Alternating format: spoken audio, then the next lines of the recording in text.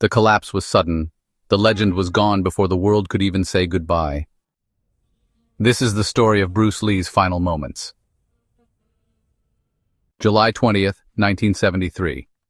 Hong Kong sweltered under a heavy, suffocating heat. It was the hottest day of the month. At just 32 years old, Bruce stood on the brink of immortality. Enter the Dragon was set to premiere, and the world was ready to embrace him.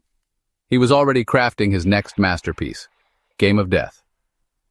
That morning, Bruce met with actor George Lazenby to discuss casting him in the film. He was electric, brimming with energy, ambition, and laughter. After the meeting, Bruce stopped by Golden Harvest Studios to confirm his decision with his business partner and longtime friend, Raymond Chow. They agreed. Lazenby would join the project. They also planned a dinner that night to celebrate and formalize the deal. Around 1 p.m., Bruce headed to Betty Ting Pei's apartment at Beacon Hill Road. Betty, a Taiwanese actress, was more than a friend. She and Bruce had been lovers for over a year. Though married, his affair with Betty remained a secret. It was meant to be a private afternoon. Whether they discussed Game of Death or simply sought refuge from the world, no one can say for sure. At 6 p.m., Raymond Chow arrived at Betty's apartment.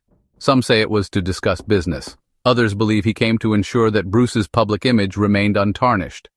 Inside, Bruce performed scenes from Game of Death. Still dazzling, still brilliant, but the heat was oppressive.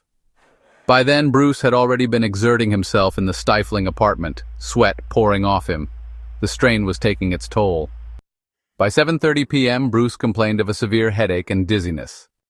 Betty offered him Eugene, a painkiller he had taken before. Bruce swallowed the tablet without hesitation. He said he needed to lie down. He walked to Betty's bedroom and closed the door behind him. Chow, seeing no reason to worry, left to meet George Lazenby for dinner. But Bruce Lee would never wake again. At 8:15 p.m., Chow called from the restaurant. Betty assured him Bruce was still sleeping. Chow and Lazenby decided to dine without him.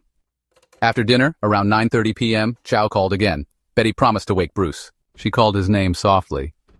No response. She shook his shoulder. Nothing. She screamed, shook him harder, still no movement. Frantic, she called Chow again. Around 10 p.m., Raymond Chow rushed back to the apartment. He found Bruce lying motionless. In that terrifying moment, fear shifted from grief to scandal. Bruce Lee, married, found unconscious in his mistress's apartment. The consequences could be devastating. They made a decision. Call a private doctor first, not an ambulance. Dr. Eugene Chu arrived around 10:20 p.m. He tried CPR. No heartbeat, no breath. Only then, realizing there was no hope, did they call an ambulance. At 10:30 p.m., Bruce was rushed not to the closest hospital but to Queen Elizabeth Hospital, perhaps to buy time. Perhaps to shield the story. Despite every effort, Bruce Lee was officially pronounced dead at 11:30 p.m. Cover-up began immediately.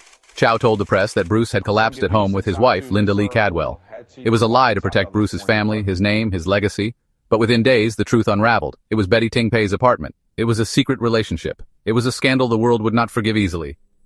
The autopsy found no external injuries, but inside, Bruce's brain had swollen by nearly 13%.